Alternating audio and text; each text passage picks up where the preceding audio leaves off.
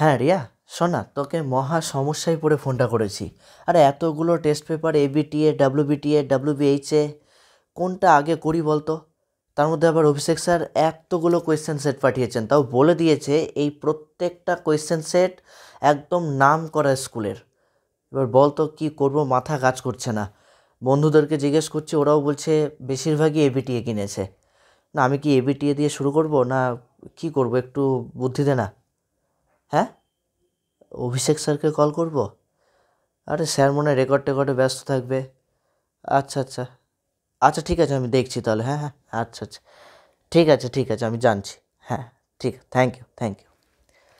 ওহ বাপরে, মাথা কাজই করছে না, কী যে করা যায়। উম, ও, চলে এসছো তোমরা? আরে তোমাদেরকে নিয়েই কথা হচ্ছিল। কি এক্সপ্রেশনটা তোমাদের তো? তোমাদের মাথার মধ্যে এই জিনিসটাই তো ঘুরছে না, কাকে ফোন করব, কাকে কল করব, এবিটিএ করব না ডাব্লিউবিটিএ করব না ডাব্লিউবিএইচএ করব, না আমি এতগুলো কোয়েশ্চেন সেট দিয়েছি সেগুলো করব। তাও আবার সব কটা নাম করা স্কুলের, কিন্তু প্রত্যেকটা স্কুল থেকে স্টুডেন্টসরা র্যাঙ্ক করছে। এই সমস্ত স্কুলের কোয়েশ্চেন সেট আমি কিন্তু সিলেক্ট করেছি।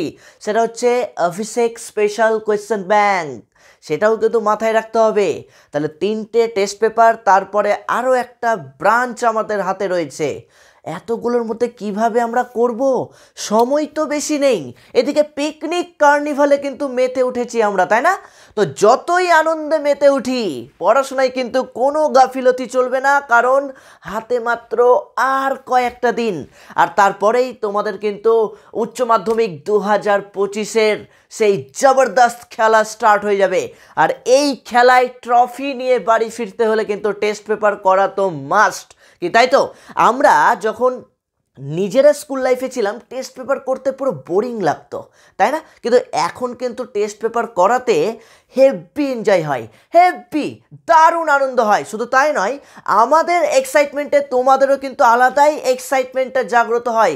উল্টোটাও হচ্ছে, তোমাদের এক্সাইটমেন্টে আমরাও কিন্তু একদম অধীর আগ্রহে অপেক্ষা করে থাকছি কখন আমরা একটা নতুন সেট সিলেক্ট করব, কখন আমরা সেটাকে সলভ করব। তবে সলভ করার কিন্তু একটা আলাদাই টেকনিক আছে, কি তাই না? সলভ করার আলাদা টেকনিক আছে। আমি জানি তোমরা 99% স্টুডেন্ট বা 99% টিচারই কিন্তু এই জিনিসটা আমরা বলি না। আর বলি না বলেই টেস্ট পেপার হয়তো গরু ছাগল ভেড়ার মতো সলভ করে যায়, কাজের কাজ কিচ্ছু হয় না। এইটা কিন্তু আমার সাথে তোমরা প্রত্যেকেই সহমত হবে। টেস্ট পেপার আমরা গরু ছাগলের মতো 2টা 3টা টেস্ট পেপার পুরো র্যান্ডামলি সলভ করে গেছি, কিন্তু পরীক্ষা হলে গিয়ে কোথাও যেন গুলিয়ে গেছে, কোথাও যেন ভুলে গেছি। এই জিনিসটা কিন্তু আমাদের প্রত্যেকের মধ্যে একটা কাজ করে, কি তাই তো? তাহলে আমি তোমাদেরকে আজকে এবিটিএ টেস্ট পেপার দিয়ে স্টার্ট করব। শুধু তাই নয়, এবিটিএ টেস্ট পেপার শুরু করব একদম প্রথম সেট দিয়ে। সেট নাম্বার কত? সেট নাম্বার তোমরা প্রত্যেকেই জানো, AC20। AC20। এবার প্রশ্ন, স্যার ডাব্লিউবিটিএ ডাব্লিউবিএইচএ? ডাব্লিউবিটিএ ডাব্লিউবিএইচএ এটাও কিন্তু আমরা সলভ করব। তবে এবিটিএটা আমি তোমাদের কাছ থেকে ভোট চেয়েছিলাম, তো বেশিরভাগই দেখলাম এবিটিএ টেস্ট পেপারটা কিনেছো। অনেকে আমাকে জিজ্ঞেসও করেছিলে যে স্যার কোনটা কিনবো। দেখো, প্রত্যেকটা টেস্ট পেপারই কম বেশি ভালো, এবিটিএটাও ভালো, ডাব্লিউবিটিএও ভালো, ডাব্লিউবিএইচএও ভালো। পার্থক্যটা হচ্ছে কোথায় বলো তো? পেছনে উত্তর দেওয়া থাকে আর উত্তর দেওয়া থাকে না। তা আমি অলওয়েজ প্রেফার করি যেখানে উত্তর দেওয়া থাকে না, কেন উত্তর দেওয়া থাকলে তুমি অলস হয়ে যাবে, আর অলস হয়ে গেলেই বিপদ। এইটা হচ্ছে আমাদের কাছে কিন্তু মহা বিপদ। তাই আমি অলওয়েজ তোমাদেরকে বলেছি, টেস্ট পেপার দেখবে যেখানে উত্তর দেওয়া নেই, সেই টেস্ট পেপারটা তোমরা কেনার চেষ্টা করবে এবং সেখান থেকেই তোমরা কিন্তু ভালো মতো প্র্যাকটিস করবে। কারণ টেস্ট পেপারটা আমরা কেন নিই? টেস্ট পেপারটা হচ্ছে প্র্যাকটিসের জন্য। পেছনে যদি উত্তর দেওয়াই থাকে, তুমি না চাইলেও, তুমি যতই সৎ হও না কেন, টুক করে পৃষ্ঠাটা উল্টে দেখে নেবে, দেখি তো কী আছে ওটা, দেখি তো 1-এর বিয়েরটা উত্তর কী আছে, দেখি তো 2 নম্বর উত্তরটা কী আছে, টুক করে দেখে দেখে টুকে দিয়ে রেখে দিবে, কি তাই তো? বা তোমাকে হোম টিউটার বা তোমার গৃহশিক্ষক উনি হয়তো বললেন, এই AC20টা সলভ করে নিয়ে আসবি পরের দিন। তুমি কি করবে? এই মা, করা হয়নি তো, সকালেই পড়া, টুক করে সকালবেলা উঠে টুক টুক টুক টুক করে উত্তর দেখে টিক মেরে নিয়ে চলে গেলে। কিন্তু এতে লাভের লাভ কিছু হলো কি? লাভের লাভ কিন্তু কিছু হলো না। আলটিমেটলি টিচারও দেখলো, বা ভালো করেছিস তো, কিন্তু তুমি নিজেকে ভাবো তো তোমার দিক থেকে কি কোনো লাভ হলো? কোনো লাভ হলো না। না তুমি সেই কোয়েশ্চেনটা কত রকমভাবে ঘুরিয়ে আসতে পারে সেটা না তুমি জানতে পারলে, না নিজে তুমি কতটা পারছো সেটা বুঝতে পারলে, না কোন চ্যাপ্টার্সগুলো তোমার সব থেকে বেস্ট হয়েছে, কোন চ্যাপ্টারগুলোতে তুমি আটকাচ্ছ না সেটা বুঝতে পারলে, নাকি তুমি কত তাড়াতাড়ি সলভ করতে পারছো টেস্ট পেপারটা সেটা কি বুঝতে পারলে? আলটিমেটলি কিছুই বুঝতে পারলে না, নিট ফল জিরো। তার জন্য তোমাদেরকে আমি একদম রিকোয়েস্ট করব, টেস্ট পেপারের একদম ডে ওয়ান আমরা এবিটিএ সলভ করব, ডাব্লিউবিটিএ সলভ করব, ডাব্লিউবিএইচএ সলভ করব। যারা টেস্ট পেপারের প্রত্যেকটা ক্লাস পেতে চাইছো তারা অবশ্যই চ্যানেলটিকে সাবস্ক্রাইব করো এবং পাশে বেল আইকনটি প্রেস করে দাও। মাথায় ঢুকেছে? কারণ আজকে থেকে কিন্তু প্রত্যেকটা সাবজেক্টের এই যে বাম দিকে সাবজেক্টগুলো দেখতে পাচ্ছ, education, sociology, history, political science, Bengali, English, geography, সংস্কৃত, দর্শন অর্থাৎ ফিলোসফি এবং ইভিএস পরিবেশবিদ্যা, প্রত্যেকটা সাবজেক্টের কিন্তু টেস্ট পেপার সলভের ক্লাস নিয়ে এই চ্যানেলে পোস্ট করা হবে। আর সেটা নির্ভুলভাবে তোমাদের দিক থেকে প্রচুর কমেন্টস পেয়েছি, স্যার অনেক চ্যানেলে দেখলাম টেস্ট পেপার সলভ হচ্ছে কিন্তু স্যার জানা জিনিস দেখতে পাচ্ছি এটার উত্তর এটা হবে, কিন্তু অমুক চ্যানেলে দেখলাম এইটাকে মার্ক করে দিয়েছে, উত্তরটা স্যার ভুল আছে, আপনি একটু দেখবেন। দেখো বারবার করে বলছি, তুমি যেখানে নিজে জানো উত্তর ভুল তাহলে ভাই ভিডিও দেখার কোনো প্রশ্নই নেই। তুমি যেটা অ্যাকিউরেট জানো নিজে সলভ করো, নিজে সলভ করো। তোমাদের কাছ থেকে এরকম প্রচুর রিকোয়েস্ট, তার জন্য একদম টেস্ট পেপারের নির্ভুল সমস্যার সমাধান, নির্ভুল সমাধান নিয়ে প্রথম ইউটিউবে প্রথমবার এই চ্যানেল, তোমাদের সকলের প্রিয় চ্যানেল অভিষেক মৈত্র ইউটিউব চ্যানেল তথা এডুকেশন সেন্টার তোমাদের সামনে কিন্তু একদম নির্ভুলভাবে প্রথম উপস্থাপন করছে এবিটিএ টেস্ট পেপারের সমাধান লাইভ। শুধু সমাধান নয়, এরই সাথে তোমাদেরকে বলবো একটা সেট সলভ করছো মানে তুমি 4টে সেট সলভ করছো। কিভাবে সলভ করছো 4টে সেট সেটাই কিন্তু আমি এখন বলে দেবো।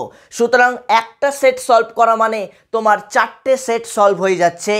কিভাবে করবে প্র্যাকটিস সেটা কিন্তু আজকের ক্লাসেই, এই আজকের যে টেস্ট পেপারের লাইভ সমাধানটা তোমরা দেখতে পাচ্ছ এখান থেকেই তোমরা কিন্তু জানতে পেরে যাবে। সুতরাং প্রত্যেকটা কথা ভালো করে মনোযোগ দিয়ে শুনবে। কিভাবে আমি তোমাদেরকে টেস্ট পেপার সলভ করা শেখাচ্ছি ঠিক সেইভাবে তোমরা শিখবে, না তো কিন্তু কাজের কাজ কিছুই হবে না। যে বললাম টেস্ট পেপার সলভ হবে কিন্তু তোমার কাজের কাজ কিছুই হবে না। ইতিহাস সাক্ষী আছে, ইতিহাস সাক্ষী আছে। আমি যেভাবে তোমাদেরকে টেস্ট পেপার সলভ করা শেখাবো, প্রিভিয়াস ব্যাচগুলোতে যেভাবে শিখিয়েছি, হাতে গুনে 10টা সেট সলভ করে তারা 100% সঠিক উত্তর দিয়ে আসতে পেরেছে, ইতিহাস সাক্ষী আছে। সুতরাং তোমাদের ক্ষেত্রেও একই ডায়লগ, একই কথা বলবো, মাত্র 10টা সেট সলভ করে নেবে, মাত্র 10টা সেটও সলভ করার প্রয়োজন পড়বে না, কারণ একই প্রশ্ন ঘুরিয়ে পেঁচিয়ে অনেক জায়গাতে থাকে। সুতরাং মাত্র কয়েকটা সেট সলভ করলেই তোমার উচ্চ মাধ্যমিক 2025-এর প্রশ্ন সেই সেটগুলোতেই লুকিয়ে আছে। কোন সেটগুলোতে লুকিয়ে আছে সেটা কিন্তু আমি পরে বলবো, আজকে বা এখন এই মুহূর্তে কিন্তু আমি বলবো না। সুতরাং 2025-এর উচ্চ মাধ্যমিকের প্রশ্ন কোন সেটে লুকিয়ে আছে তা জানতে গেলে প্রত্যেকটা কথা ভালো করে শুনতে হবে, কিভাবে সমাধান করছি সেটা বুঝতে হবে। ওকে, চলো ঝটপট লাইক করে দাও, আর লাইক করে ঝটপট শেয়ার করে দাও তোমার প্রত্যেকটা বন্ধু বান্ধবীদের মাঝে। আর তুমি কোথা থেকে ক্লাস করছো সেটা অবশ্যই কিন্তু কমেন্টসে জানিও, তোমার নাম এবং তোমার জেলার নাম। তো চলো আর কথা বাড়িয়ে সময় নষ্ট করবো না, আমরা শুরু করছি এবিটিএ 2024-25-এর টেস্ট পেপার সলভ লাইভ সমস্যার সমাধান। তো ভালো করে শুনবে একটু। আগে আমরা একটু ছোট্ট করে বলে দিই যে কিভাবে তুমি টেস্ট পেপার সলভ করবে, কিভাবে তুমি টেস্ট পেপার সলভ করবে, যেটা কেউ জানে না, হিডেন কথা, কেউ বলবেও না। তুমি আমাকে কমেন্টস করে শুধু একটু লিখবে যে আজ পর্যন্ত তোমাকে কেউ বলেছে কি না এই কথাটা। তোমার অফলাইন টিউশন যেখানে তুমি বেশি পয়সা দিয়ে পড়ছো সেখানে থেকেও কিন্তু এই কথাটা বলে না, যেটা আমি এখন এই মুহূর্তে বলবো। নাম্বার 1, প্রথম কথা মনে রাখবে, 1 নম্বর কথা, টেস্ট পেপার সমাধান কিভাবে করবে। প্রথম কথা, টেস্ট পেপারটা হাতে নেবে, তোমার হাতে টেস্ট পেপারটা নেবে। টেস্ট পেপারটা নেওয়ার পর আগে ধরো তুমি এডুকেশন সলভ করছো, শিক্ষা বিজ্ঞান সলভ করছো, আগে অনুশীলনী থেকে সেই পেজগুলোকে পারলে একটু মরিয়ে দাও। কোন পেজগুলোতে এডুকেশনের সেটগুলো রয়েছে, ধরো AC 20-তে রয়েছে, তারপর AC পরপর যে সেটগুলোতে তোমার এডুকেশনের কোয়েশ্চেন পেপারটা রয়েছে সেই কোয়েশ্চেন পেপারের জায়গাটাকে মুড়িয়ে দাও। এবার যদি মনে হয় যে না স্যার মুড়াবো না, বইটা ছিঁড়ে যেতে পারে, বইটা ভাঁজ হয়ে যেতে পারে, তাহলে তোমরা ওই যে স্টিকারগুলো পাওয়া যায় যে পেপার স্টিকারগুলো, সেই স্টিকারগুলো ওই পেজগুলোতে সেটে সেটে রেখে দাও এবং সেই পেজগুলোতে এডুকেশন বা এডু কথাটা লিখে দাও। তাহলে তোমার কি হলো, AC20 নামক পেজে তুমি স্টিকারটা চিপকে দিয়েছো, তার মানে তোমাকে কিন্তু এইভাবে এইভাবে এইভাবে এইভাবে পৃষ্ঠাগুলো খুঁজতে হবে না, ডাইরেক্ট স্টিকার ধরে তুলবে, একদম যে পেজে এডুকেশনটা আছে সেই পেজটাই একদম ওপেন হয়ে যাবে। একদম 1 নম্বর কাজ। স্টিকারগুলোর দাম বেশি না, 10 টাকা করে নেয় হয়তো, তার মধ্যে 20, 25, 30টা হয়তো স্টিকার থাকে। একটা 10 টাকা দিয়ে স্টিকার নিলে ভেসে যাবে, যতগুলো সাবজেক্ট তোমার 6টা সাবজেক্ট আছে ভেসে যাবে, দরকার নেই অতগুলো, বুঝতে পেরেছো? তার মানে তুমি একটা কালারের নিলে সেই কালারটা তুমি এডুকেশনের ক্ষেত্রে ধরো AC20তে আছে, AC20তে চিপকে দাও। তাহলে এটা হচ্ছে তোমার ফার্স্ট কাজ। সেকেন্ড কাজ কি? সেকেন্ড কাজ হচ্ছে প্রত্যেকটা পেজে থাকা প্রত্যেকটা প্রশ্ন মনোযোগ দিয়ে 1 থেকে 2 বার রিডিং পড়ো, নো সমাধান। কেউ সমাধান করবে না, আই রিপিট ওয়ান্স এগেন। কেউ কিন্তু টেস্ট পেপার খুলে খুলেই ওই মানে আমরা মাংসের টুকরো দেখলে একটা কুকুর যেমন ঝাঁপিয়ে পড়ে, এই রকম কাজ কিন্তু কেউ করবে না। এই টেস্ট পেপার খুলেছি আর ঝাঁপিয়ে পড়, সবাই মিলে ঝাঁপিয়ে পড়, না, রং কনসেপ্ট, রং কনসেপ্ট। তুমি প্রথমেই ভুল করছো টেস্ট পেপারের, এইটা করবে না। তাহলে কি করবে? আগে টেস্ট পেপার যখনই চিহ্নিত করা হয়ে গেছে, এবার সেই পেজগুলোর কোয়েশ্চেনগুলোকে জাস্ট একবার পড়ে নাও, কোয়েশ্চেনগুলোকে জাস্ট একবার করে পড়ে নাও। কোনো সমস্যার সমাধান করতে যাবে না, তোমার জানা না অজানা দরকার নাই, আগে কোয়েশ্চেনগুলোকে পড়ে নাও।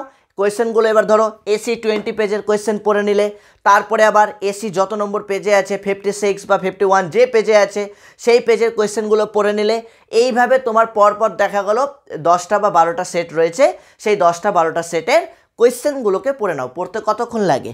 আধ ঘন্টা লাগুক, 30 মিনিটস লাগুক, তো লাগুক, লাগলো তো কি হয়েছে? এটা হচ্ছে তোমার সেকেন্ড কাজ। এইবার চলে আসো থার্ড কাজ, 3 নম্বর কাজ, যেটা কিন্তু মোস্ট ইম্পর্টেন্ট। এই 3 নম্বর কাজে একটা পেন্সিল নাও বা একটা পেন নাও। পেন নিয়ে তুমি কোয়েশ্চেনগুলোকে আবার প্রথম থেকে একবার করে দেখো, একবার করে দেখো। আচ্ছা, দুবার কেন দেখতে বললাম আমি? একবার তো দেখলে সবগুলো, তারপরে আবার কেন দেখতে বলছি? কারণ এটা তুমি সেই দিনও করতে পারো, আবার অন্য দিনও করতে পারো।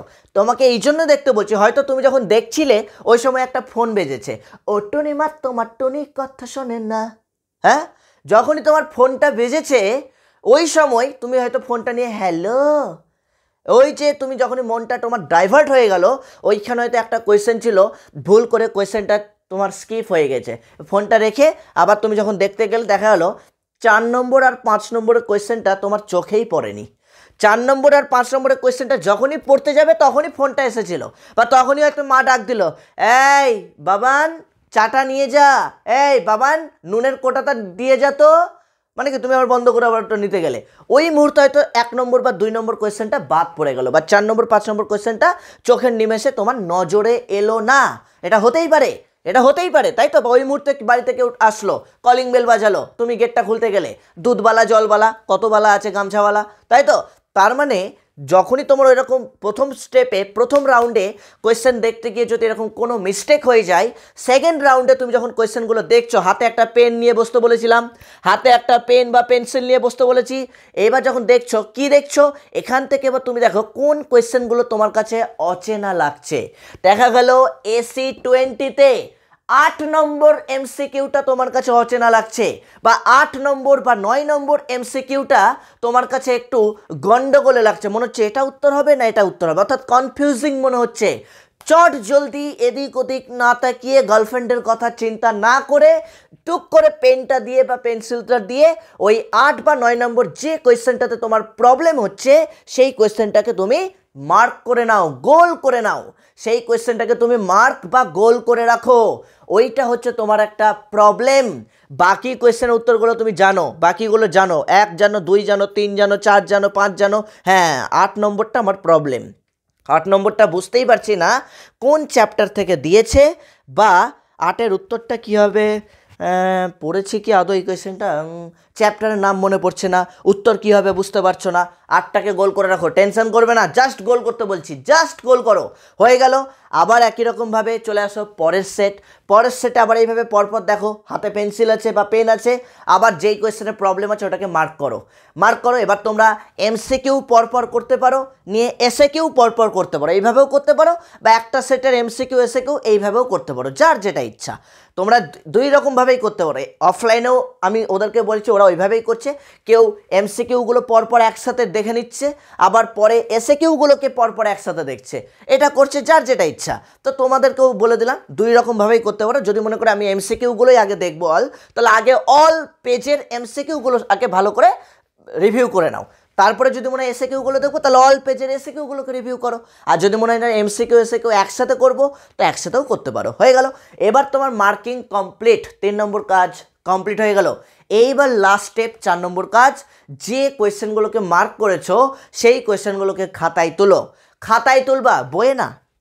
এবার একটা সেটে কটা কোয়েশ্চেন হতে পারে? 2টো হতে পারে, ম্যাক্সিমাম 3টে যাবে, কারণ তুমি তো পড়াশোনা করে তারপরেই তো টেস্ট পেপারটা সলভ করছো।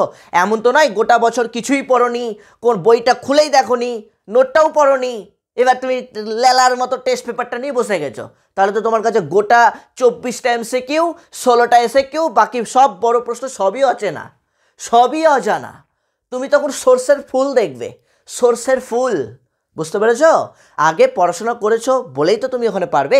তো এইরকম যারা আছো, যারা পড়াশোনা করে টেস্ট পেপারটা দেখছো, তাদের ক্ষেত্রে কটা হবে? 1টা, 2টো, 3টে, ম্যাক্সিমাম 3টে কোয়েশ্চেন বেরোবে। তো 3টে কোয়েশ্চেন খাতায় লিখতে কতক্ষণ লাগবে? বইয়ে না, খাতায় নোট ডাউন করো। এবার যখনই খাতায় নোট ডাউন হয়ে গেল, এবার তোমার যে কোয়েশ্চেনগুলো পারবে সেই কোয়েশ্চেনগুলো তো তুমি উত্তর মার্ক করে নিয়েছো। তুমি তো উত্তরগুলোও মার্ক করেছো না, 1এর কোয়েশ্চেন, হ্যাঁ 1এর বি মার্ক করেছি, 2এর সি, হ্যাঁ 8এরটা পারলাম না, তার মানে কি 8এরটাকে গোল করেছো। আর এমন একটা কালি দিয়ে গোল করবে যাতে তোমার নজরে পড়ে, যাতে তোমার চোখে পড়ে কালিটা, কন্ট্রাস্ট কালি বলছি আমি। যদি ব্ল্যাক কালি দিয়ে হয় তাহলে তুমি রেড কালি দিয়ে গোলটা করবে। ব্ল্যাক কালি দিয়ে তুমি যদি উত্তর মার্ক করো টেস্ট পেপারে, তাহলে রেড কালি দিয়ে যেটা পারছো না বা যেটা তোমার কাছে অচেনা বা অজানা সেটাকে গোল করবে। বুঝতে পেরেছো কি বললাম? তার মানে এইভাবে যখন আমরা করব, ও এবার কোয়েশ্চেনগুলো খাতায় তোলা হয়ে গেল। এইবার কোয়েশ্চেনগুলো নিয়ে তুমি একটু নাড়াঘাটা করো বা চর্চা করো বা বিশ্লেষণ করো, যেটা কোন চ্যাপ্টারের প্রশ্ন। প্রয়োজন পড়লে তুমি বন্ধু বান্ধবীর সহযোগিতা হেল্প নিতে পারো, প্রয়োজন পড়লে তুমি তোমার গৃহশিক্ষকের হেল্প নিতে পারো, প্রয়োজন পড়লে দা অভিষেক মৈত্র, লাস্ট তো আমি আছি তোমাদের জন্য, আমার হেল্প নিতে পারো, নো প্রবলেম। ওকে, বা তোমরা কমেন্টস বক্সে কমেন্টস করে জানাতে পারো যে স্যার এবিটিএ পেজ নাম্বার এত পেজের এই কোয়েশ্চেনটা আমি বুঝতে পারছি না, কোথা থেকে দিয়েছে বা পারছি না। আগে নিজেরা দেখবে বইপত্র, যদি না পাও তারপরে আমাকে বলবে। তুমি যদি রেডিমেড টুক করে একটু পারলে না, হ্যাঁ আছে তো, কেউ নাই, যার কেউ নাই তার অভিষেকদা আছে, ওই আগেই অভিষেকদার কাছে চলে গেলে এটা করতে যেও না। এটা করলে তোমার লাভ কিছু হবে না। তুমি যদি যে উত্তরটা পেলে না ওই উত্তরটা খুঁজতে যাও, তাহলে কি হবে? তাহলে তুমি ওই উত্তরটা খুঁজতে গিয়ে তোমার আর একটা প্রশ্নের উত্তর কিন্তু সেই পেজটাতে, যে পেজে উত্তরটা লেখা আছে টেক্সট বইয়ের, সেই পেজ থেকে তুমি কিন্তু খুঁজে পাবে, তাই তো? আর ভুল করে উত্তর খোঁজার জন্য রেফারেন্স বই ধরবে না, রেফারেন্স বই টাচই করবে না, তাহলে কিন্তু তুমি গ্যারেন্টি ভুল পথে হাঁটছো। উত্তর খোঁজার জন্য অবশ্যই টেক্সট বইয়ের হেল্প নাও। একান্তই যদি কেউ খুঁজে না পাও, তাহলে তুমি বন্ধুবান্ধবীর হেল্প নাও। এবার যে বন্ধুবান্ধবীরা তোমাকে সহযোগিতা করবে, তারা যদি আজকের এই মুহূর্তে আমার কথা শোনো, তাদের উদ্দেশ্যও বলবো, তারা কিন্তু ডাইরেক্ট তোমার বন্ধুকে, যে তোমাকে জিজ্ঞেস করছে, তাকে ডাইরেক্ট উত্তর বলবে না। তাকে বলবে যে হ্যাঁ ছায়া প্রকাশনীর বা সাঁতরা বা এবিএসের এত নম্বর পেজে আছে, দেখে নে, এত নম্বর পেজে উত্তরটা আছে, দেখে নে। তবে কিন্তু সে ওই পেজটা খুলবে, খুলে এবার তার যে প্রশ্নটা, তার যে প্রবলেমটা ছিল, সেই প্রবলেমটাকে খোঁজার চেষ্টা করবে। এবার প্রবলেমটা খুঁজতে গিয়ে আরও একটা বা দুটো প্রশ্ন তার চোখে পড়বে, আরও একটা বা দুটো প্রশ্নের উত্তর তার নজরে পড়বে। এইভাবে যদি তোমরা টেকনিক্যালি সলভ করতে পারো, আমি গ্যারেন্টি দিয়ে বলছি, স্বয়ং ভগবান, স্বয়ং আল্লাহ তোমাকে আটকাতে পারবে না এবছর উচ্চ মাধ্যমিক পরীক্ষায় এডুকেশনে ফুল মার্কস পেতে। কেউ আটকাতে পারবে না তোমাকে পরীক্ষাতে র্যাঙ্ক করতে। 200% গ্যারেন্টি দিয়ে বলবো আমি এটা, কারণ এত বছরের আমার অভিজ্ঞতা। মনে রাখবে, অভিজ্ঞতা কিন্তু বিফলে যায় না, কারণ টেস্ট পেপার সলভ আমরা গরু ছাগলের মতো ই ই ই উত্তর করতেই থাকি।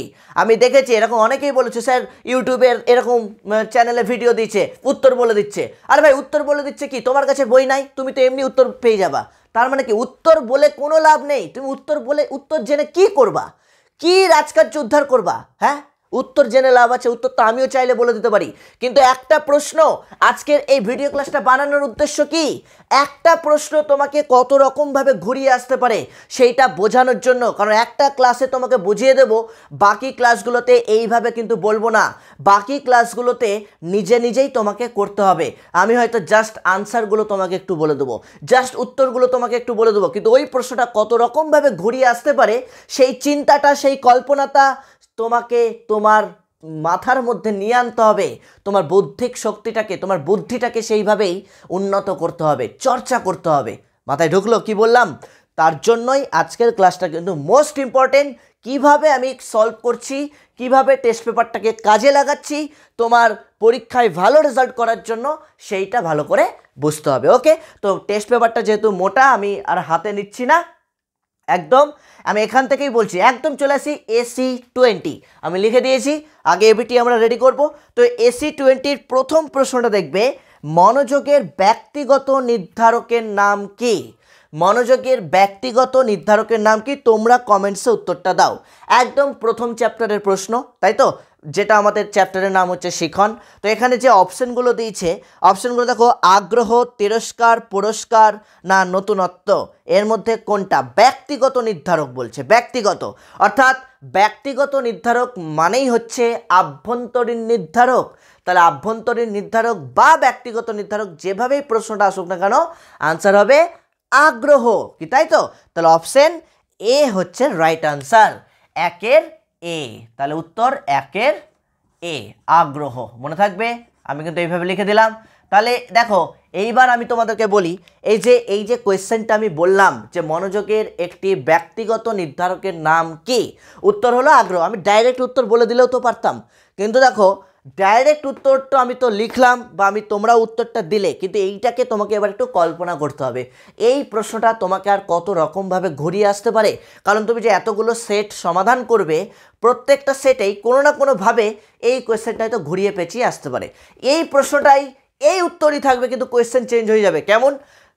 মনোযোগের একটি আভ্যন্তরীণ নির্ধারকের নাম কি? তখন আভ্যন্তরীণ নির্ধারক বললেও উত্তর আগ্রহ, আর ব্যক্তিগত নির্ধারক বললেও উত্তর আগ্রহ। তার মানে কি, তোমাকে এইভাবে একটু চিন্তা করতে হবে যে এই উত্তরটা বা এই কোয়েশ্চেনটা, যে কোয়েশ্চেনটা আমি এইমাত্র বললাম, সেই কোয়েশ্চেনটা আর কত রকমভাবে আসতে পারে।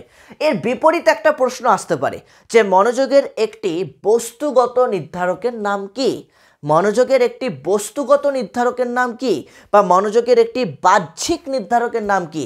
যেটা বস্তুগত সেটাই বাহ্যিক। তাহলে এখানে অপশন ছিল অভিনবত্ব বা নতুনত্ব, এই যে নামগুলো ছিল, এগুলো কি? এগুলো সবই হচ্ছে মনোযোগের বস্তুগত বা বাহ্যিক নির্ধারক। দেখো, একটাই প্রশ্ন, অথচ আমরা এই একটা কোয়েশ্চেনকে কিন্তু আমরা অপশন অনুযায়ী দুরকমভাবে ব্যবহার করতে পারলাম, তাই তো? একটা আভ্যন্তরীণ বা ব্যক্তিগত নির্ধারক হিসাবে, যেটা অলরেডি কোয়েশ্চেনে দেওয়া আছে, আর একটা যেটা কোয়েশ্চেনে দেওয়া নেই, হতেই পারে অন্য কোনো সেটে আছে যে মনোযোগের একটি বস্তুগত বা বাহ্যিক নির্ধারকের নাম কি, তখন কিন্তু আমাদেরকে অভিনবত্ব বা নতুনত্ব এই উত্তরটা লিখতে হবে। মাথায় ঢুকলো কি বললাম? চলো এবার 2 নম্বর প্রশ্ন আমরা দেখি। 2 নম্বর কোয়েশ্চেনে দেখো বলেছে যে জ্ঞানের 8 প্রকার শিখনের শেষ পর্যায়ের নাম কি? জ্ঞানের 8 প্রকার শিখনের শেষ পর্যায়ের নাম কি? দেখো 2 নম্বর কোয়েশ্চেনটা, তাহলে 8 প্রকার শিখনের শেষ পর্যায়ের নাম কি? অপশন কি কি দিয়েছে? অপশনগুলো দিয়েছে ধারণাগত শিখন, বিয়ে দিয়েছে নিয়ম শিখন, সিতে দিয়েছে সমস্যা সমাধানমূলক শিখন, আর ডিতে দিয়েছে সংকেতমূলক শিখন। উত্তর কি হবে? ঝটপট উত্তর দাও দেখি, আমি জানি তোমরাই পারবে। এগুলো আমার বলার কিছু নেই, এটাও প্রথম অধ্যায়ের প্রশ্ন। তাহলে 8 প্রকার যে শিখন, জ্ঞানের যে 8 রকমের শিখন রয়েছে, 8টা শিখনের মধ্যে সর্বশেষ পর্যায়ের নাম কি? সব থেকে শেষ পর্যায়ের নাম অপশন সি। ভেরি গুড, সমস্যা সমাধানমূলক শিখন। তাহলে অপশন সি, সমস্যা সমাধানমূলক শিখন, তাই তো? সমস্যা সমাধানমূলক শিখন, সমস্যা সমাধানমূলক, আমি নিচে লিখলাম সমস্যা সমাধানমূলক শিখন। ওকে, কে কটা উত্তর দিতে পারছো লাস্টে কিন্তু আমাকে কমেন্টসে জানাবে। কার কটা উত্তর ঠিক হচ্ছে।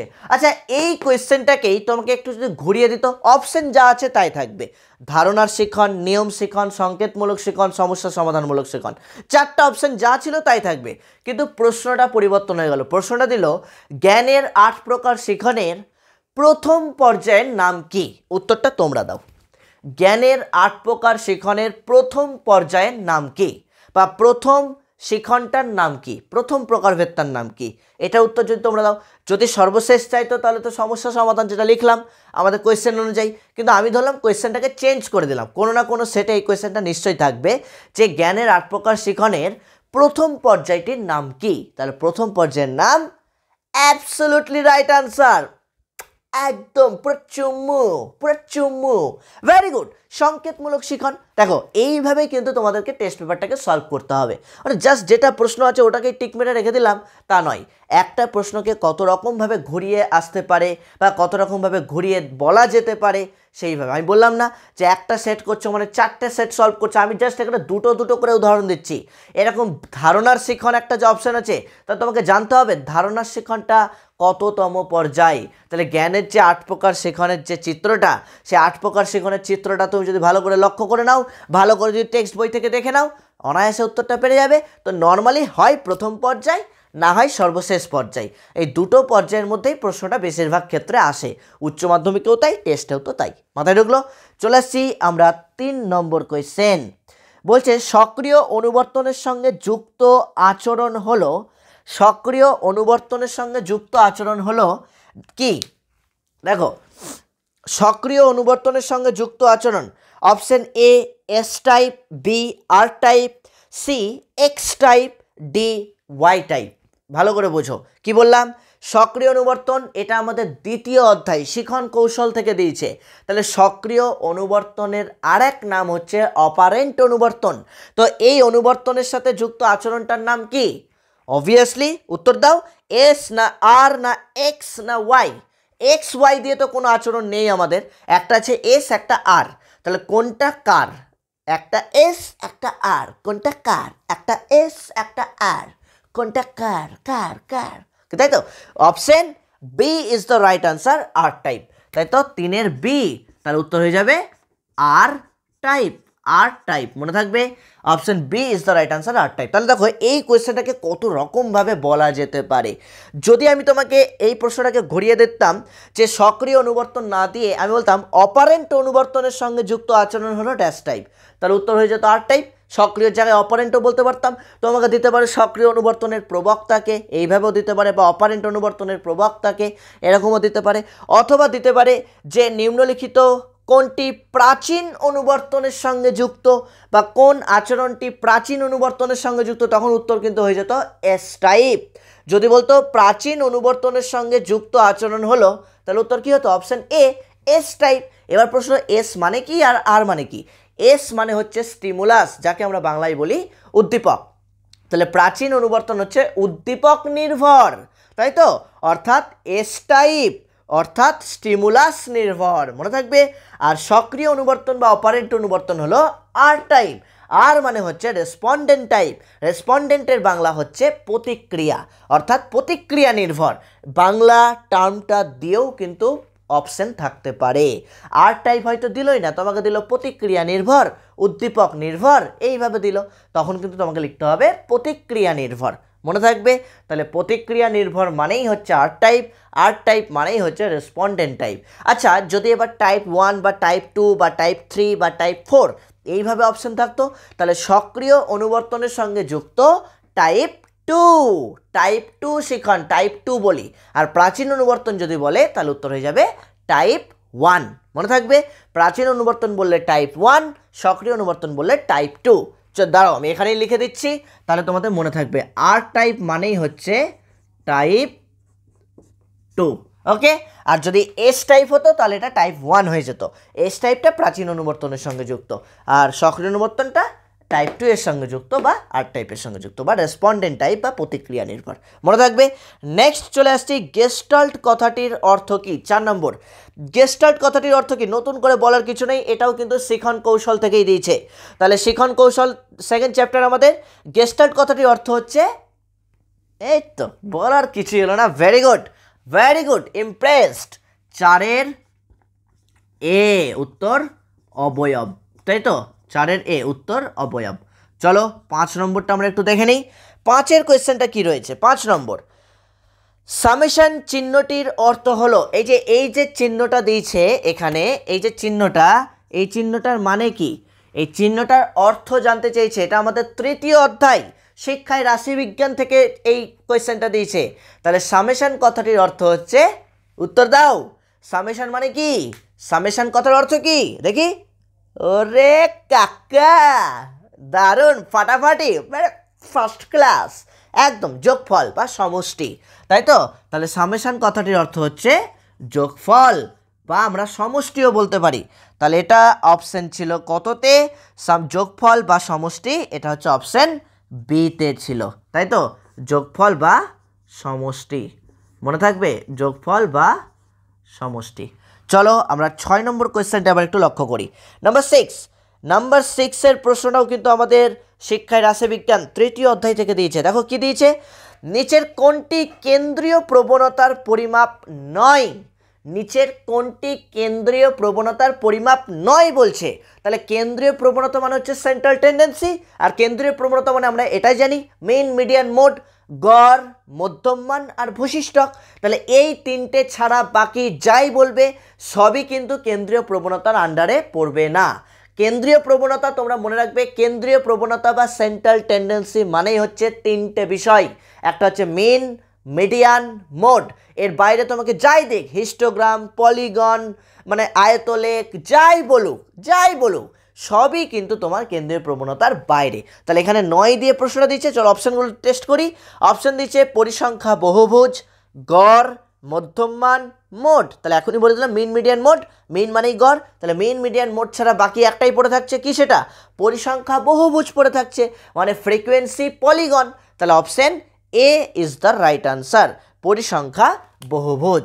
এটা কিন্তু কেন্দ্রীয় প্রবণতার পরিমাপযোগ্য নয়। পরিসংখ্যা বহুভুজ, মনে থাকবে, পরিসংখ্যা বহুভুজ। চলো 7 নম্বর কোয়েশ্চেন দেখি। নাম্বার 7, 7 নম্বর কোয়েশ্চেনটা কি আছে আমাদের? 7-এর কোয়েশ্চেনটাও কিন্তু আবার রাশিবিজ্ঞান থেকে দিচ্ছে। আই লাভ রাশিবিজ্ঞান, আই লাভ স্ট্যাটিস্টিক। চলো কি দিয়েছে, রাশিবিজ্ঞানের একটি পরিসংখ্যা 6 হলে ট্যালি চিহ্ন কি হবে? রাশিবিজ্ঞানের একটি পরিসংখ্যা 6 হলে তার ট্যালি চিহ্ন কি হবে? আমরা 6 ট্যালি চিহ্ন কিন্তু এইভাবে দিই, তাই না? কিভাবে দিই ট্যালি চিহ্নগুলো? 1 2 3 4 5, তাই তো? প্লাস আমরা আর একটা 6, তাই তো? এইভাবেই তো আমরা দিই। তাহলে এইটা দেখো তো কত নম্বর অপশানে আছে? অপশান বিতে আছে, 7-এর বি। তাহলে ট্যালি চিহ্ন এইভাবে দেবো, 1 2 3 4, আবার একটা 5 কেটে যাবে। আবার যদি 10 হতো তাহলে 6 6 6 7 8 9, আবার একটা ক্রস করলে 10 হয়ে যেত। বুঝতে পারলে কি বললাম? তাহলে এইটা হচ্ছে আমাদের কি ট্যালি মার্ক বলে, এগুলোকে আমরা ট্যালি মার্ক বলি। আচ্ছা পরেরটা চলে আসি। আগের কোয়েশ্চেনটাও কিন্তু বিভিন্নভাবে ঘুরিয়ে পেঁচিয়ে, এই যে গড় দিয়ে একটা প্রশ্ন করা যেত, মোড দিয়ে একটা প্রশ্ন করা যেত, তাই তো? যদি আমি বলতাম, এই যে আগের যেটাতে পরিসংখ্যা বহুভুজ উত্তর আসলো, ওই কোয়েশ্চেনটাতে আমি যদি বলতাম কেন্দ্রীয় প্রবণতার সবচেয়ে নির্ভরযোগ্য পদ্ধতি কোনটি? সবচেয়ে নির্ভরযোগ্য পদ্ধতি, উত্তর কি আসতো তোমরাই বলো।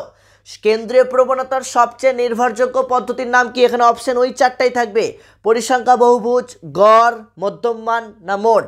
তোমরাই বলো। তাহলে নির্ভরযোগ্য বলে আনসার গড় হয়ে যেত, মানে মিন হয়ে যেত। আর যদি বলতো কেন্দ্রীয় প্রবণতার সবচেয়ে দ্রুত গতি পদ্ধতি কোনটি? দ্রুত নির্ণয় করা যায় এমন একটি পদ্ধতির নাম কেন্দ্রীয় প্রবণতার কিন্তু দ্রুত গতি, তাহলে সব থেকে দ্রুত ফাস্ট বের করা যায় কি?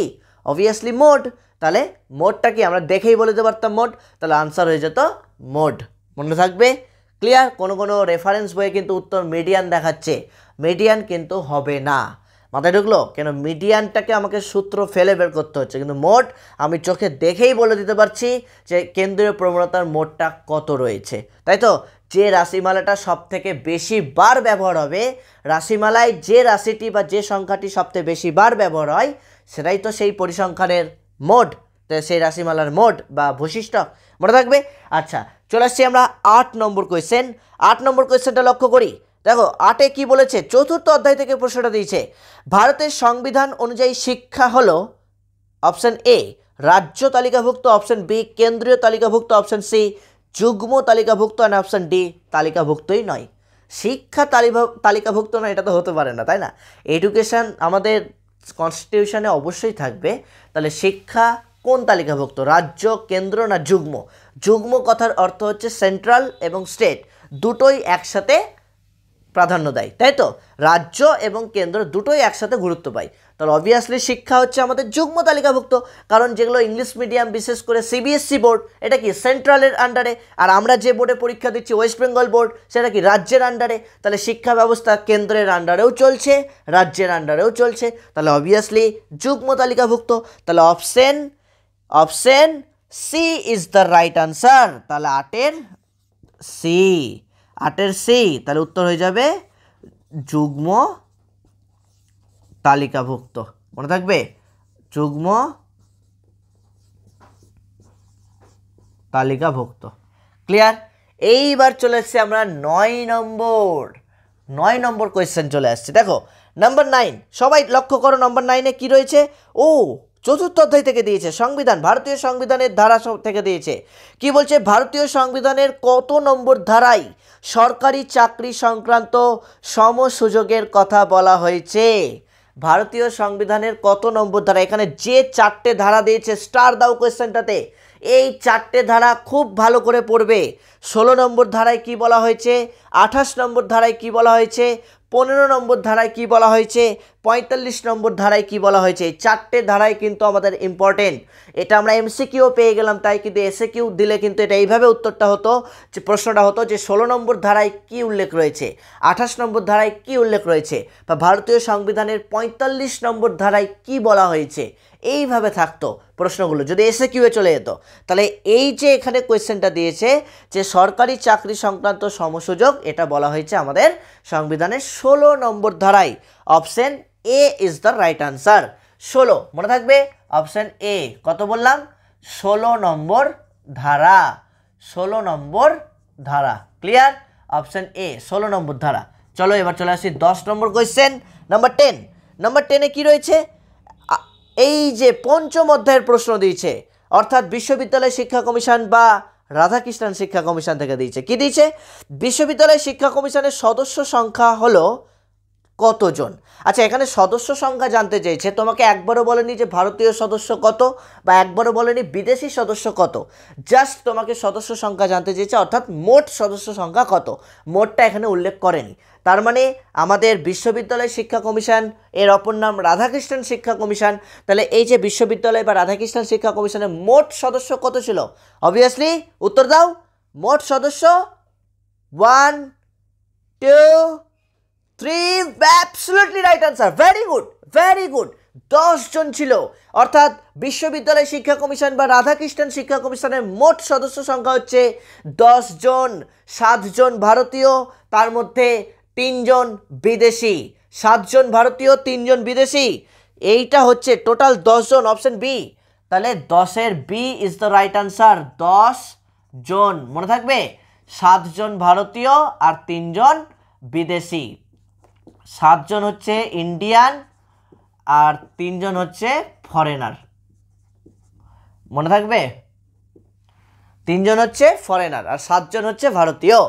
এই 3 জনের নামটা কিন্তু খুব ভালো করে তোমরা মনে রাখবে। 3 জনের নাম, এই 3 জনের নাম কিন্তু পরীক্ষাতে খুব আসে, কারণ আমি যখন তোমাদের চক আউটগুলো করিয়েছিলাম, প্রত্যেকটা কমিশনের যে চক আউট দিয়েছিলাম, একটা সুন্দর চক আউট দিয়েছিলাম প্রত্যেকটা কমিশনের চ্যাপ্টার কনসেপ্টের, সেই চক আউটটা যদি ভালো করে কেউ দেখে রাখতে পারো, আমি গ্যারেন্টি দিয়ে বলছি এই যে শর্টগুলো, এই ধরনের শর্টগুলো কারোর সমস্যা হবে না, কারোর সমস্যা হবে না।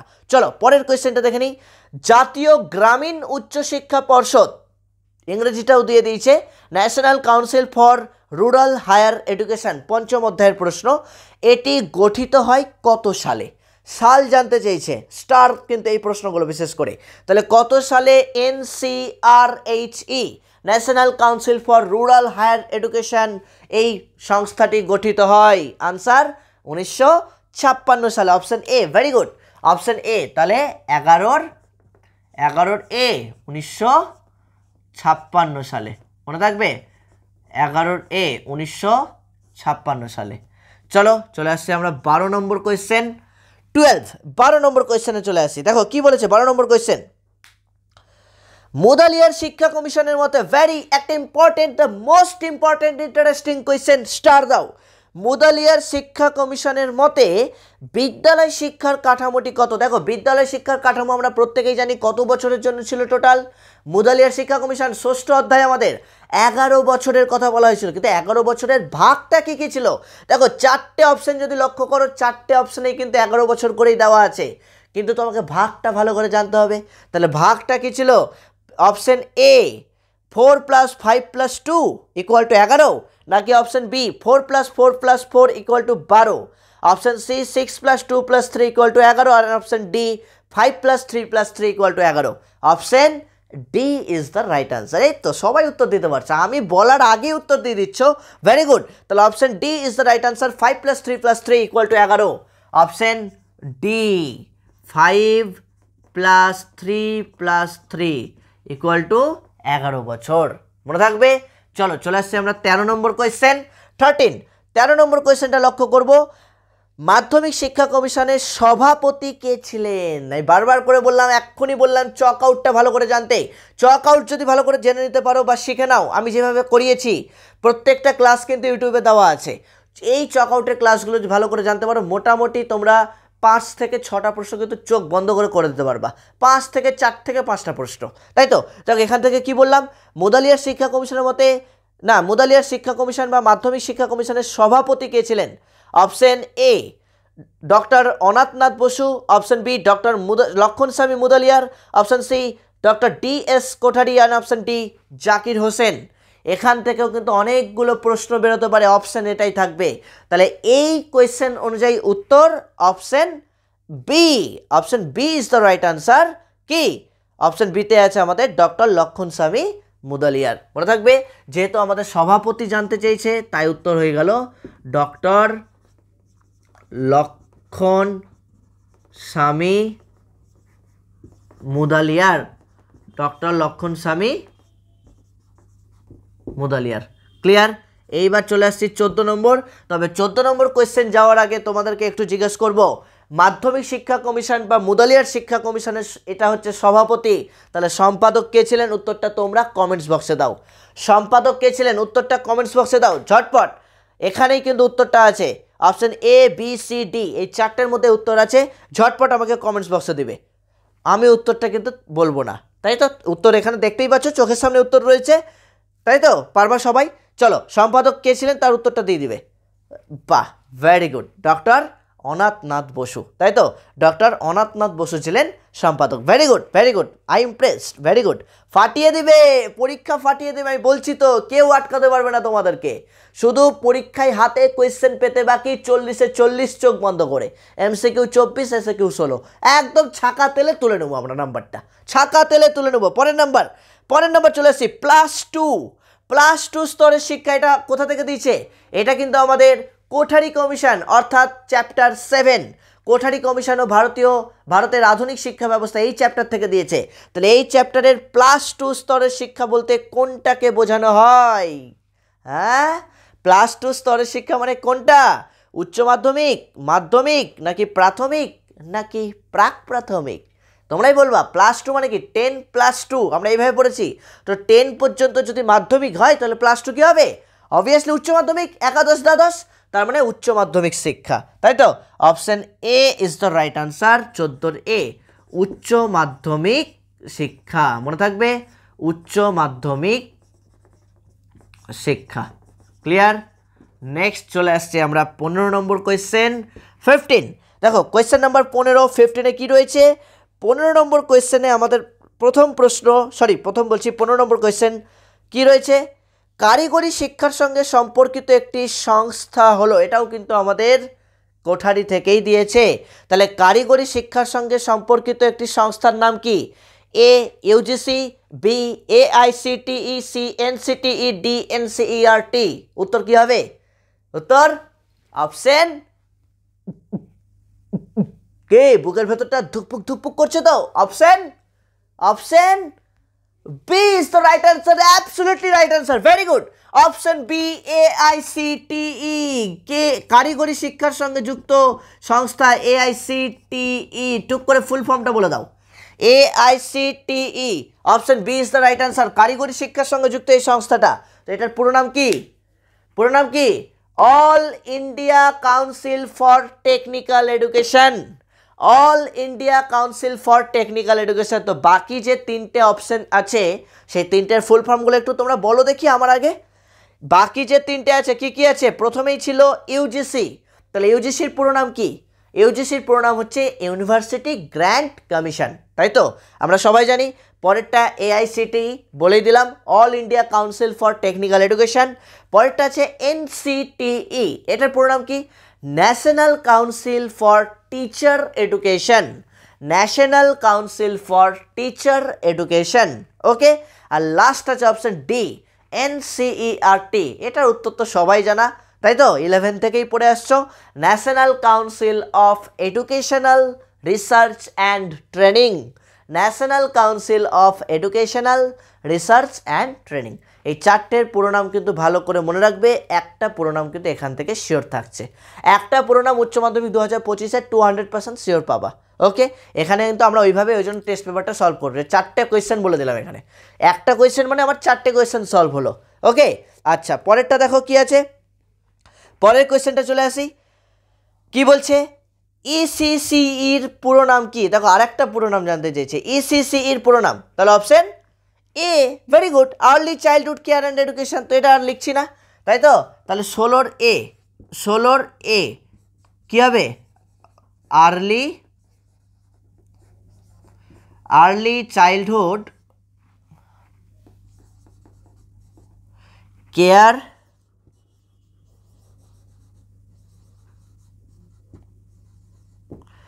Early childhood care and education, ECCE, early childhood care and education, clear? চলো আমরা চলে আসছি এবার 17 নম্বর কোয়েশ্চেন।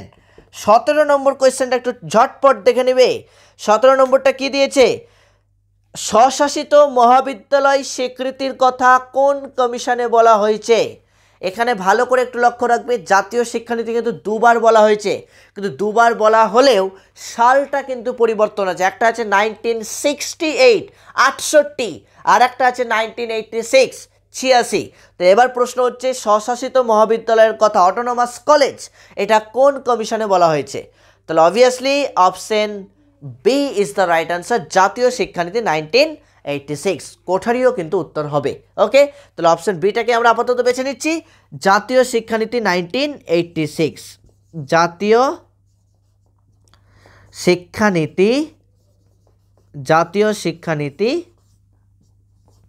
1986, মনে থাকবে, জাতীয় শিক্ষানীতি 1986। চলো চলে আসছে এবার আমরা 18 নম্বর কোয়েশ্চেন। 18 নম্বর কোয়েশ্চেনটা একটু লক্ষ্য রাখবো, 18 নম্বর কোয়েশ্চেনটা, চলো ঝটপট ঝটপট দেখবো আমরা। নবম অধ্যায় থেকে কোয়েশ্চেনটা দিয়েছে, ভেরি ইম্পর্টেন্ট, মেন্টাল ম্যাপ কাদের জন্য ব্যবহার করা হয়? মেন্টাল ম্যাপ কাদের শিক্ষার জন্য ব্যবহৃত হয়? অপশন দিয়েছে, অপশন এ বধির, বধির মানে হচ্ছে যারা কানে শুনতে পায় না, অর্থাৎ যারা কালা। তারপর বলছে মুখ, মুখ মানে হচ্ছে যারা বোবা, কথা বলতে পারে না। সিতে দিয়েছে দৃষ্টিহীন, দৃষ্টিহীন মানে হচ্ছে যারা অন্ধ, যাদের দৃষ্টিশক্তি নেই, চোখে দেখতে পায় না।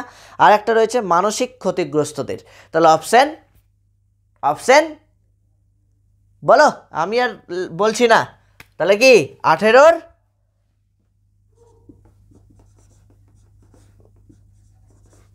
হ্যাঁ, এই তো উত্তর তোমরাই দিয়ে দিলে, দৃষ্টিহীনদের জন্য, তাই না? দৃষ্টিহীনদের জন্য। তাহলে মেন্টাল ম্যাপ কাদের জন্য ব্যবহার করা হয়? দৃষ্টিহীনদের জন্য। পরেরটাও কিন্তু নবম অধ্যায়ের প্রশ্ন আছে, দেখো, ভারতে প্রতিবন্ধী দিবস কবে পালন করা হয়? ভারতে প্রতিবন্ধী দিবস কবে পালন করা হয়? অপশন এ 15ই এপ্রিল, অপশন বি 15ই মার্চ, অপশন সি 15ই জানুয়ারি, অপশন ডি 10ই মার্চ। উত্তর দিতে পারলে জিতে নিচ্ছ 1 কোটি টাকা পুরস্কার। কন বানেগা করোড়পতি খেলছি এখানে আমরা, কি তাই তো? তাহলে উত্তর অপশন বি 15ই March, very good. Option B 15ই মার্চ। মনে থাকবে 15ই মার্চ। তাহলে এই দিন কিন্তু ভারতে প্রতিবন্ধী দিবস পালন করা হয়। চলো 20 নম্বর কোয়েশ্চেন, একদম শেষ মুহূর্তে আমরা চলে এসেছি। জাতীয় সাক্ষরতা মিশন কবে প্রতিষ্ঠিত হয়? আমাদের 10ম অধ্যায় প্রাথমিক শিক্ষায় সর্বজনীনকরণ, এই অধ্যায় থেকে কোয়েশ্চেনটা দিয়েছে। জাতীয় সাক্ষরতা মিশন কবে প্রতিষ্ঠিত হয়? Option A 1988, option B 1990, option C 1988 5ই মে, অ্যান্ড অপশন ডি 1989। ভালো করে নোটিস করো একটু, 1988টা দুবার ব্যবহার হয়েছে, একটাতে তারিখ উল্লেখ নেই আর একটাতে তারিখ সমেত উল্লেখ আছে। তাহলে যেটা তারিখ সমেত উল্লেখ আছে সেটাকে আমরা অথেন্টিক ধরে নেব। ওকে, 1988 সালে তো অন্য সালও হতে পারতো, অন্য তারিখও হতে পারতো, তাই তো? তো যেটা অ্যাকচুয়ালি তো আমাদের এখানে অপশানটা পরিবর্তন থাকবে, দুবার একই সাল ব্যবহার হবে না। তো আমরা 1988 সালের 5ই মে, এটা একসাথে করে রাখো। 20 সি 1988 সালের 5ই মে। ওকে, 1988 5ই মে, এটা মনে রাখবে, 1988 সালের 5ই মে। চলো 21 নম্বর কোয়েশ্চেনটা একটু দেখে নিই। কি বলছে? শিক্ষার অধিকার আইন কার্যকরী হয় কবে? দেখো, শিক্ষার অধিকার আইন RTE act, right two education act, এটাও কিন্তু আমাদের 10ম অধ্যায় প্রাথমিক শিক্ষা সর্বজনীনকরণ থেকে দিয়েছে। তাহলে রাইট টু এডুকেশন অ্যাক্টের এই কোয়েশ্চেনটা কিন্তু অনেকেই গুলাই, বিশেষ করে সর্বশিক্ষা অভিযান আর এই রাইট টু এডুকেশন, এই দুটো কিন্তু অনেকেরই গুলাই। সর্বশিক্ষা অভিযান কবে গঠিত হয় আর কবে কার্যকরী হয়, দুটোর ডেট কিন্তু আলাদা, দুটোর সালও আলাদা, তাই তো? সালটাও আলাদা। একই রকমভাবে এই যে এখানে কথাটা বললাম RTE act, right two education act, এটা কি হয়? এটার একটা গঠিত হয় কবে আর একটা কার্যকরী হয় কবে, মানে একটা বিল পাস হয় কবে আর একটা কার্যকরী হয় কবে। তা রাইট টু এডুকেশন অ্যাক্ট আমরা জানি 2009 সালে গঠিত হয়, তাই তো?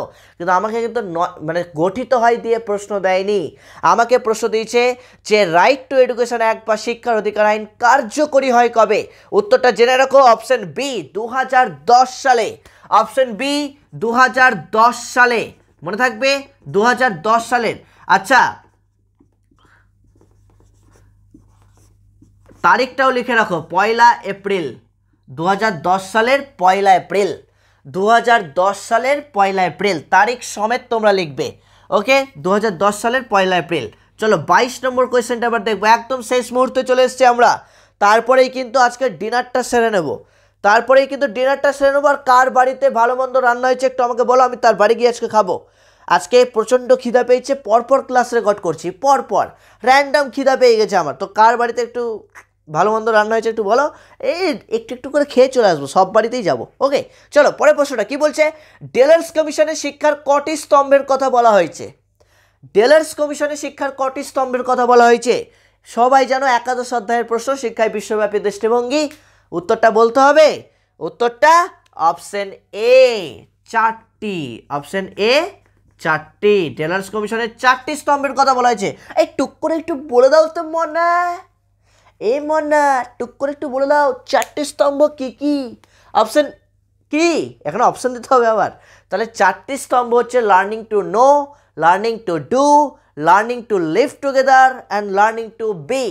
ও স্যার, এটা বাংলায় বলবেন, তাহলে ভীষণ উপকৃত হয়, ভীষণ উপকৃত, ভীষণ, ভীষণ না, ভীষণ উপকৃত হয়। চলো, লার্নিং টু নো মানে হচ্ছে জ্ঞান অর্জনের জন্য শিক্ষা বা জানার জন্য শিক্ষা। লার্নিং টু ডু মানে কর্মের জন্য শিক্ষা বা কর্ম সম্পাদনের জন্য শিক্ষা। আর লার্নিং টু লিভ টুগেদার একত্রে বসবাসের জন্য শিক্ষা বা একত্রে বাঁচার শিক্ষা। আর learning to be, BE, B আর ই, বি ডবল ই না, কিন্তু বি ডবল ই হলে তো মৌমাছি হয়ে যাবে, মৌমাছির কথা বলছি না, BE, এই BE মানে হচ্ছে মানুষ হওয়ার শিক্ষা। মনে থাকবে, এই 4টে হচ্ছে আমাদের ডেলার্স কমিশনের দেওয়া শিক্ষার স্তম্ভ। পরেরটা চলে আসছি, কম্পিউটারের স্থায়ী স্মৃতিকেন্দ্রের নাম কি? 23 নম্বর কোয়েশ্চেন, কম্পিউটারের স্থায়ী স্মৃতিকেন্দ্রের নাম কি? প্রত্যেক বছর আসে কোয়েশ্চেনটা। দেখো, কম্পিউটারের স্থায়ী স্মৃতিকেন্দ্র বলতে হবে, তোমাদেরকে বলতে হবে র্যাম, রম, ক্যাল নাকি কাই? র্যাম, রম, ক্যাল, কাই। স্থায়ী বলছে, তাহলে স্থায়ী মানেই হচ্ছে আমার কি? স্থায়ী মানে হচ্ছে অপশন, হ্যাঁ এই তো বলে দিল, ভেরি গুড। স্থায়ী মানে হচ্ছে রম। রিড অনলি মেমোরি, এর পুরো নামটা ভালো করে লিখে রাখো খাতায়, রিড অনলি মেমোরি। আচ্ছা র্যাম যদি বলতাম, র্যামের পুরো নাম কি? Random access memory. যদি বলতাম র্যাম তাহলে উত্তর হতো র্যান্ডম অ্যাক্সেস মেমোরি। এর পুরো নামগুলো বলছি। আচ্ছা র্যাম কি? র্যাম হচ্ছে অস্থায়ী স্মৃতিকেন্দ্র। আমাদের প্রত্যেকের মোবাইল ফোনে র্যাম থাকে, তাই তো? 4 জিবি, 64 জিবি, 6 জিবি 128 জিবি, বা 6 জিবি 256 জিবি, 8 জিবি 256 জিবি, এরকম ব্যাপার থাকে। তাহলে এই ক্ষেত্রেও কিন্তু আমরা বলবো যে রমটা হচ্ছে স্থায়ী আর র্যামটা হচ্ছে অস্থায়ী। আর তারপরেও কিন্তু দুটো অপশন ছিল, একটা হচ্ছে ক্যাল আর একটা হচ্ছে কাই। তাহলে ক্যালের পুরো নামটাও আমরা জানি কি, বলো? Computer aided learning. আর কাই কম্পিউটার অ্যাসিস্টেড ইনস্ট্রাকশন। মনে থাকবে, ক্যাল কম্পিউটার এইডেড লার্নিং আর CAI computer assisted instruction, computer সহযোগী নির্দেশনা। মনে থাকবে। যাই, লাস্ট প্রশ্ন আজকের ক্লাসের 24 নম্বর কোয়েশ্চেনটা কি দিচ্ছে? 1 বাইট সমান সমান ড্যাশ, মানে কত? Option A 8 bit, 5 bit, 7 bit, 3 bit. দেখো এটা কেবি দিয়েও হতে পারে, এটা এমবি দিয়েও হতে পারে। তাহলে 1 বাইট মানে হচ্ছে 8 bit. Option A, option A 8 bit, 8 bit. মনে থাকবে, অপশন এ 8 বিট।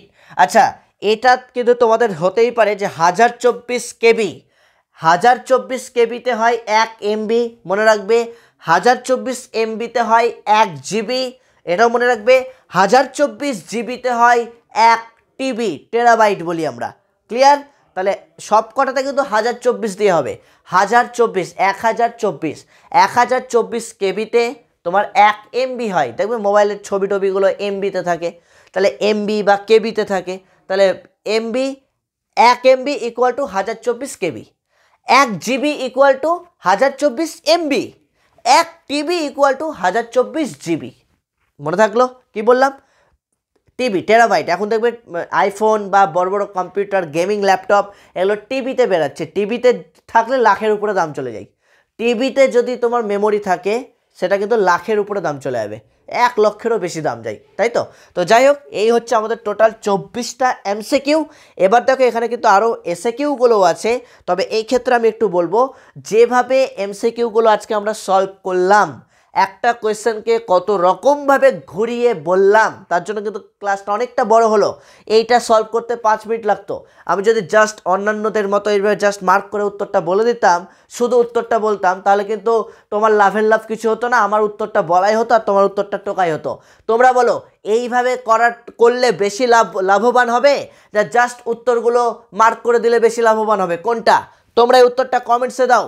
তোমাদের উপর ডিপেন্ড করছে নেক্সট যে পেজগুলো থাকবে সেটা কিভাবে দেব। শুধু উত্তর মার্ক করে দিলে কি তোমাদের লাভের লাভ কিছু হচ্ছে?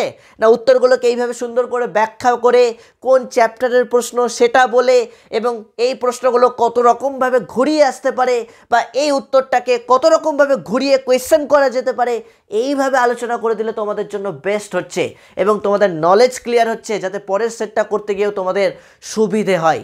এই সেটে এরকম অনেক প্রশ্ন তোমরা পেয়ে যাবে, অল্টারনেটিভ প্রশ্ন, যেগুলো পরের সেট বা তারপরের সেট করতে গিয়ে তোমার দেখবে এই টাইপের কোয়েশ্চেনগুলো ওখানে আছে, বা এর বিপরীত কোয়েশ্চেনগুলো এই সেটে আছে। এটা তোমরা চোখের সামনে দেখতে পাবে। বুঝতে পেরেছো? তো কেমন লাগলো আজকের ক্লাস? কত রেটিং দিবে আজকের ক্লাসের জন্য? অবশ্যই কিন্তু কমেন্টসে জানাবে, লাইক করে দেবে, কমেন্টস করে জানাবে কেমন লাগলো, বুঝতে পেরেছো কিনা, এবং এইভাবে সলভ করতে পারবে কিনা। আর তোমরা এই যে টেস্ট পেপারের যে এসএকিউ প্রশ্নগুলো রয়েছে, এই এসএকিউ প্রশ্নের উত্তরের পিডিএফ পেতে চাইছো কিনা, সেটা যদি পেতে চাও তাহলে অবশ্যই কিন্তু কমেন্টসে জানাবে। তোমাদের কমেন্টসের উপর ডিপেন্ড করছে আমি তোমাদের জন্য এই এসএকিউগুলো পিডিএফ রেডি করব নাকি জাস্ট ক্লাসে আলোচনা করে দেবো। তোমরা যেভাবে বলবে। যদি বলো যে না স্যার ক্লাসে আলোচনা করে দেবেন, তাহলে এই যে এমসিকিউগুলো চলছে আজকে, জাস্ট যেহেতু অনেকগুলো গল্প হলো বলে একটা সেট হলো, পরের দিন থেকে একটা ভিডিওতে 2টো করে সেট হবে, একটা ভিডিওতে 2টো করে সেট করব আমরা। তাহলে ভিডিওটা অনেকক্ষণ ধরে করতেও পারবো এবং একসাথে 2টো সেট আমাদের সমাধান হয়ে যাবে। মাথায় ঢুকেছে? তো তারপর আমরা আবার এসএকিউ নিয়ে একদম পুরো পরপর চলে যাবো, বা মাঝখানে আমরা এসএকিউ করতে পারি, যে আজকে এটার এমসিকিউ দিলাম, এই সেটেরই হয়তো পরের দিন আমি এসএকিউ দিয়ে দিতে পারি। তো এসএকিউগুলো আমি উত্তর লিখে তোমরা চাইছো, না জাস্ট আমি মুখে একটু আলোচনা করে দেবো সেইভাবে চাইছো? এটা তোমরা যেভাবে আমাকে কমেন্টসে জানাবে, আমি কমেন্টস বক্স প্রত্যেকে দেখবো, মানে ইউটিউব কমেন্টসের কথা বলছি, কেন গ্রুপে যারা আছে তারা তো গ্রুপে ক্লাস করছেই, যারা গ্রুপে নেই তারা স্পেশালি আমাকে জানাবে, সেইভাবেই কিন্তু আমি তোমাদের জন্য উত্তরগুলো রেডি করে দেওয়ার চেষ্টা করব। এবং আমার যেটা সিলেক্টিভ ব্যাংক, আমার যেটা সিলেক্টিভ কোয়েশ্চেন পেপার, সেটা এবিটি এর হতে পারে, ডাব্লিউবিটি এর হতে পারে, ডাব্লিউবিএইচ এর হতে পারে, বা আমার কিছু পার্সোনাল সিলেক্টিভ কিছু চয়েস রয়েছে সেখান থেকে হতে পারে, সেগুলো যদি ভালো জানতে চাও বা সেগুলো যদি ভালো করে সব কিছু পেতে চাও, তাহলে অবশ্যই কিন্তু চ্যানেলটা ফলো রাখবে, চ্যানেলটাকে সাবস্ক্রাইব করে পাশে বেল আইকনটি প্রেস করে রাখো। ওকে, জয়েন বাটনও রয়েছে, জয়েন বাটনও তোমরা কিন্তু ক্লিক করে জয়েন করতে পারো। ওকে, বা তোমরা যদি কেউ ডাইরেক্ট এই যে এমসিকিউ, এসএকিউ এবং ডিএকিউ এর নোটস পেতে চাও বা পিডিএফ সংগ্রহ করতে চাও, তাহলে হোয়াটসঅ্যাপ করবে এই নম্বরে, অথবা স্ক্রিনে দেখো আরেকটা নাম্বার দেওয়া রয়েছে 9046025267, 9046025267, দেখো লেখা রয়েছে join our online classes. WhatsApp number দেওয়া রয়েছে, দুটোই দেওয়া রয়েছে, যে কোনো একটাতে তোমরা হোয়াটসঅ্যাপ করতে পারো। 90তে হোয়াটসঅ্যাপ করতে পারো, ওটাও আমার নাম্বার, 850তেও তোমরা হোয়াটসঅ্যাপ করতে পারো। মাথায় ঢুকলো কি বললাম? তাহলে এই নাম্বারে হোয়াটসঅ্যাপ করবে, সামান্য কিছু মূল্যে তোমরা পেড পিডিএফ নিতে পারো। আর যদি ফ্রি ক্লাস পেতে চাও তাহলে তোমাদেরকে অবশ্যই কিন্তু চ্যানেলগুলো প্রত্যেকটা ক্লাস তোমাদেরকে ফলো রাখতে হবে, কারণ যে পিডিএফগুলো দেওয়া হবে সেখানে কিন্তু অবশ্যই পাসওয়ার্ড ওরিয়েন্টেড থাকবে, সেই পাসওয়ার্ডগুলো ক্লাসেই বলে দেওয়া হবে। ওকে, তো আজকের মতো এটুকুই, দেখা হচ্ছে তোমাদের সাথে আবার পরবর্তী ক্লাসে। সকলে ভালো থেকো, সুস্থ থেকো এবং অবশ্যই ভালো করে পড়াশোনা করো। আর কার্নিভাল, পিকনিক, নতুন বছর তো আসছেই, অগ্রিম শুভেচ্ছা সকলকে, উষ্ণ শুভেচ্ছা, বুক ভরা ভালোবাসা, সব কিছুই তো থাকলো, পড়াশোনায় যাতে কোনোভাবে গাফিলতি না হয়। ওকে, তো চলো আজকের মতো এটুকুই, দেখা হচ্ছে তোমাদের সাথে আবার পরবর্তী ক্লাসে। Tata tata tata, good night.